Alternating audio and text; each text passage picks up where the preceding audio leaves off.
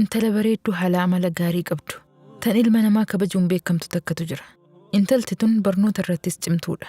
Maatiin isiitis bakka guddaa kennaniif. Hiriyoota isii birattis haalaan jaalatamti.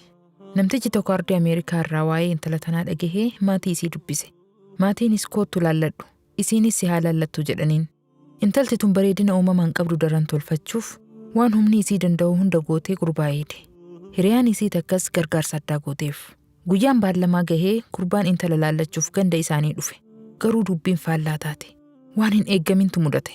Mudannoon kun nama hunda rifachiise. Har'a seenaa kana isiniif himuuf deema. Qalbii guutuun afaana bu'aa.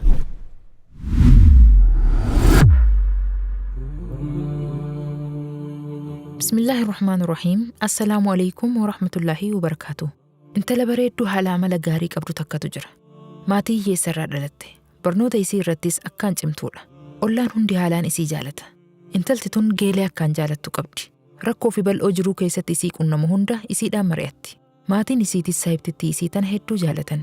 Xiqqeenya irraa waan waliin guddataniif isaan lameen yoo wal biratti argan ni gammadan. Jarri lameen wal malee saahiba biroo waan ofitti hin daballeef haala amalli isaanii yeroo hundaan jijjiiramu. Gaafa tokko abbaan intala tanaa jarjara alaa ol seenee koottumee intalatiyya oduu wahii harkaasii qabaa jedheen. Isiinis maal yaa abbaa jettee qaama qalbiin faana buute. Nama tokkotu biyya Ameerikaa irraa si barbaada. Dhufee si wajji bultii ijaaree gama qubsuma isaa si fudhachuu fedhaa jedheen. Yaa abbaa kiyya gaarii, gurbaan biyya faranjiitii dhufuun qofti gahaa miti. Haala isaa qorattee jirtaa? Waan irraa beeytu qabdaa? Gurbaan nama diin qabu moo akkam? Bifti isaa hoo akkam jira jettee gaafatte. Hanga gaggaafadheetti nama gaarii naan jedhan. Garuu qorannoo jennee carraa tanaaf jiran dabarsinu. Ni garta jiruu nuti keessa jiraannu. Yoo Rabbiin carraa tana siif banee nama kanatti heerumte, jiruu tanas nurraa jijjiirta. Maal akka anaaf yaatite haara galfannuun feetuu jedheen. Yaa abbaa, wanti an halkanii guyyaa manaamu sanuma. Osoo danda'ee lubbuu tiyya isiniif eegee na gammachiisa. Wanti gammachuu keessan caalaa na gammachiisu hin jiru. Hayyee tole ani eeyyame. Rakkoon takka hin jirtu. Gurbaan haa dhufu jetteen. Lakki akkasitti si dirquun fedhu. Dura gurbaan haa dhufu. Ijaan wal laallattan. Eega inni dhufee booda wajji teessee waan barbaadde gaafatta. Eega wal laallattanii booda yoo isin lachuu wal jaalattan nikaa isiniif goona. Malee jiruu teenya jijjiiruuf jecha akka bultiin feenetti seentuun fedhu jedheen. Akkasitti walii galanii abbaan gara dalagaa deebi'e. Gurbattis dhaamsa ergee yeroo barbaadetti akka dhufee laallatuu danda'u himeef. Gurbaanis torbaan tokko booda niin dhufa qophaa'aa na eegaa jedheen. Abbaanis galgala yoo manatti galu dubbii tana intalaaf hime. Intalattiinis hoggasuma gara mana hiriyaa isii deemtee waan kana itti himte. Rabbiin na jaaruuf deema. Namticha tokkotu Ameerikaa irraa dhufee na fuudhuu barbaada. Torbaan tokko booda ni dhufa. Gaafa san wal laallannee yoo waliif taane nikaha godhanna. Yoo naaf hin tahin ammoo ofirraa dhiisa jetteen.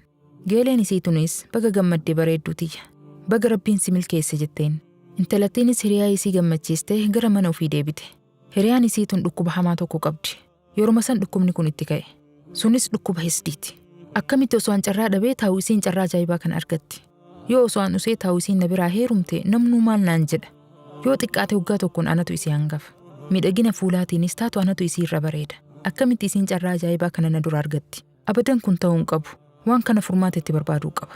Carraa kana isii hongessee ofii itti fayyadamuu qaba jettee shira xaxuuf murattee lafaa kaate. Hoggasuma kaatee hiriyaa isii tokkoon mari'atte. Hiriyaan isii kun faarmaasii keessatti daawaa qopheessa. Haalaan walitti dhihaatan. Waan hedduutti haasofte amansiiste. Gurbaanis waan godhuu qabdu itti himnaan waan isii barbaachisu hunda fudhattee gara mana isii qajeelte. Gurbaan dhufuuf guyyaan lama yoo hafu looshina fuulaa tokko bittee hiriyaa isii bira dhayxe. Yaa bareedduu tiyya, amma gurbaan boru yookiif taan dhufaami? Kanaafuu waa diddibatteef tottolchuu qabda. Akka gaariitti babbareeddee huural'eenii fakkaatti eeguu qabda. Akka gurbaan takkitti ma dhufeen jaalalateetiin gaggabu godhuu qabdaa jetteen. Mee maal dibadha duuba, ani waan dibatan kana hin beeku bar jetteen. Kunoo anatu siif jiraami? Looshina ajaa'ibaa siif fide. Looshina kana galgala yoo raftu dibadhuu rafi jettee itti kennitee biraa deemte. Intalattiinis gammachuun irraa fudhattee dibattee rafte. Ganama wayita hirribaa kaatu fuula isii irratti jijjiirama wayii argite. Fuulli isii akka ajaa'ibaatti laafa. Deemtee daawitii dura dhaabbattee yoo of laaltu dhugattuu haalaan irraa bareedee jira. Alhamdulillah, Rabbii hiriyaa akkana naaf kenne jettee gammadde. Galgala gaafa itti aanuutis dibattee bulte. Ganama gaafa gurbaan dhufuu yoo hirribaa kaatee daawitii keessatti of laaltu rifattee dhaabbattee hafte. Akka waan bineensi itti dhufee jettee iyyite. Haati isii yoo fiigaa dhuftu isiinis rifattee wajji iyyite. Warri ollaatis iyya dhagahanii fiigaa dhufan. Fuulli intalattii finniisa gurguddaa hedduu godhatee iitee jira. Intalti inumaa nama biroo fakkaatti. Yeroo kana hiriyaan isiitis isii bira dhuftee intal maaltu si argate jettee iyyite. Booda irra abbaanis ni dhufe. Maali wanti akkanaa? Maaltu si argate intala tiyya jedheen. yaa abbaanas naaf hin galle. Yoo hirribaa ka'u akkanumatti of arge jetteen. Osuma jarri dhamaanii taa'anii ija keessa wallaalan gurbaan dhufe. Gurbaan dhufnaan hulaa irraa bananii ol seensisan. Haatis keessummaa itti dhufte keessummeessutti seente. Hiriyaan intala tanaatis asiif achi fiigaa keessummaa dhufte tajaajilti. Boodarra abbaan waan intala isaa mudate hunda gurbatti hime. Haa ta'u suurra koon qabu haakima geessinee ilaalchisna. Mi'aa dhuftu jedheen. Akkasitti intalattiin kaatee itti dhufte. Gurbaan takkitti fuula isii argeen akka malee rifate. Inumaa osuma isii wajji taa'u geelee isii tana ijaan hatee laaluu eegale. Eega nyaatanii dhuganii booda hayyoo yeroo biroo walitti deebinaa nagayetti jedhee ka'ee bahe. Wayita inni bahu geeleen isii tunis faana baate. Gurbaanis yaamee telefoon irraa fudhatee kute.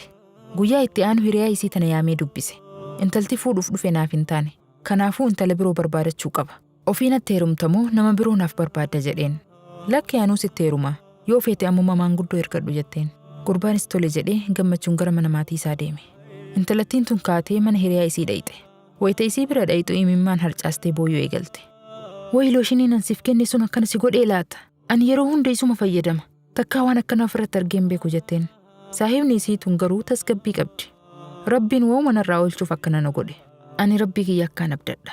Waan naa tolu malee waan na miidhu natti fideen beeku. Tunis toltuma wayii qabdi. Abshir hin yaaddawiin jetteen. Bar gurbaa wayitaa sii bahu yaamee na dubbise.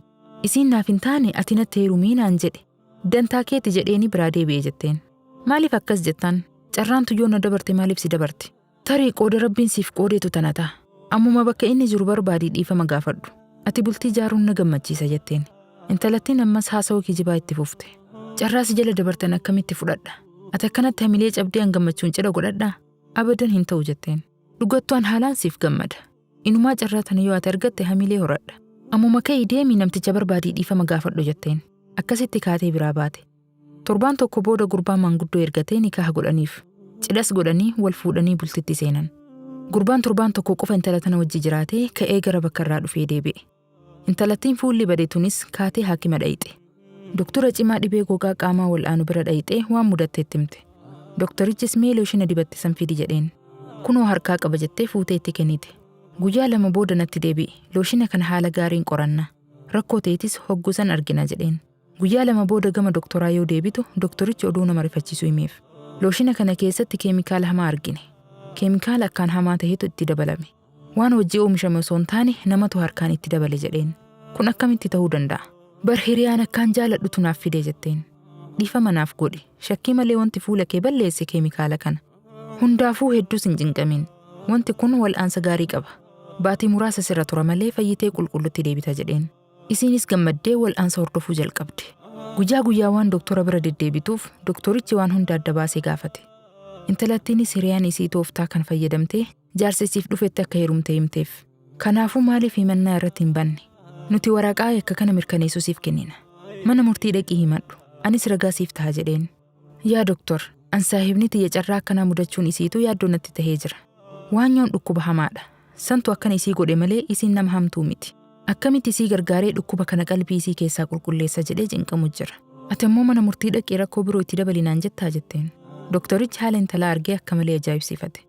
Zamana kana keessa nama akkanaa waan arguun seene. Akkamitti nama hamtuu sitti dalageef toltuu yaadda. Bar isiin carraa kee cuftee ofii fayyadamte. Akkamitti isiif cinqamta jedheen. Anaaf isiin xiqqeenyarraa biyyee wajji daayinee waliin guddanne. Rakkoo fi bal'oo hedduu waliin dabarsine. Dogongora isii irraa argamte takkittii tanaaf jecha saahiba tiyyan jibbu. Rabbiin jiruu itti haa bal'isu. Ammas toltuma isiif hawwa. Anas rabbiin na haa fayyisu. Riskiin tiyyas kophama jirti jetteen. Doktorichi haala intala tanaatiin hedduu booji'ame. Innis nama fuudhee bultii qabu miti. Kanaafuu intala tana of jala dabarsuu hin qabu. Waan danda'een amansiisee isii fuudha jedhee murteeffate. Wayita isiin wal'aansaaf dhufte sodaa tokko malee dubbise. An haala amala keetiin booji'amee jira. Jiruu tiyya keessatti nama akka kee haala gaarii qabuun argine. Yoo naaf hayyamte si wajji bultii ijaaree ilmaan gaggaarii si fakkaattu horuu fedhaa jedheen. Intalattiinis yeroo muraasa naaf kenni itti yaadaa jetteeni waa'ee isaa qorachuu eegalte. Gaaf tokko wal'aansaaf yoo hospitaala dhayxu doktortichi dubbii ajaa'ibaa intala tanaaf hime. Namticha gaafa duraa si fuudhuuf dhufee hiriyaa ta'e fuudhe san hin beekaa bar. Amma namni naaf hime. Namni sun nama hamaadha. Amma dura intala 4 fuudhee gadhiise. Amala fokkataa qaba. Dubartiin hundi wajji jiraachuu dadhabdee dhiistee biraa deemti. Baguma rabbiin sirraa hambise jedheen. Intalattiin ni gammadde. Garuu eentu siif hime jettee gaafatte. Gandi guutuu waanuma kan haasayaa bar. Abbaan mana jiraa gurri ala jira jedhaniimi. Namni hundi waanuma keessan haasayaa jira jedheen. Tanuma keessa namtichi ala jiru kunis dubbii tana dhagaye. Jaartiin isaa intala taan fuula balleessitee carraa san fayyadamtee akka isatti heerumte odeessaniif. Akkas taatu tana yeromaan jalaa baqachuu naaf wayya. Tun boriyoo natti aarte anas summii na nyaachistee na ajjeesti. Intalti akkanaa bultiif hin taatu jedhee telefoona itti dhahe. Yaa addeetiyya, waa hundaa dhagahee jira. Intala saahiba teetii tan akkaan si jaalattu irratti hamtuu san hunda dalaydaa? Ati bultiif hin taatu. Sihii kee nageetti jedheenii telefoona gurra irratti cufe. Intalattiin imimmaan harcaasaa gara maatii isii deebite. Maatiinis waan hunda dhagahee hamilee cabe. Nuti akkanatti siin guddisne. Akkamitti waan fokkataa kana dalayda jedhaniin. Yoo isiin manaa baatu namni hundi qubaan isii mul'isaa irraa haasa'e.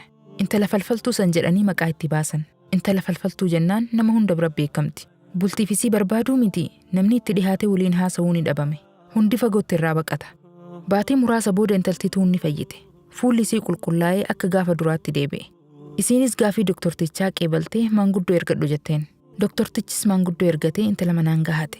Jarri lameenuu jiruu gammachuu jiraachuu eegalan. Intalti falfaltuun ammoo mana keessatti ukkaamamtee hafte. Hisdii yookiin falfalli akkaan hamtuudha. Imaana qalbii keessaa balleessiti. Sheexaana gargaarsifattee waan hamtutti nama kaasti. Namni falfalu kasaaraa malee toltuu takka illee hin argatu. Hoggayyuu tola namaaf yaadi. Yoo namni waan gaarii argatee gammade atis gammadiif. Maasha Allah jedhi dubbii gaariin gammachiisi. Atis caaltuu sanii rabbii kee irraa kajeeli. Yoo gammachuun namaa si gaddisiise, yoo toltuun namni badhaafamu si rifachiise, dhukkuba hisdii kanatu qalbii tee keessa jira jechuu. Gama rabbii keetii deebi'ee araarama kadhu. Rabbiin arjaadha. Dureessa waa hunda qabu. Waan nama saniif kenne olitti siifis kennuu danda'a. Kanaafuu waan namni sun argateef gammadii tasan caaltu rabbii kee kadhu. Seenaa tanarraa barnoota guddaa argattanii jirtan jedhee abdadha. Seenaalee tana fakkaattu hordofuu yoo barbaaddan chaanaala kana subscribe godhaa. Namoonni amma dura subscribe gootan ammoo laayikii fi sheer gochuun viidiyoo kana namoota birootiif raabsaa. Waan hanga xumuraa na hordoftaniif galatoomaa fi amaanillaa.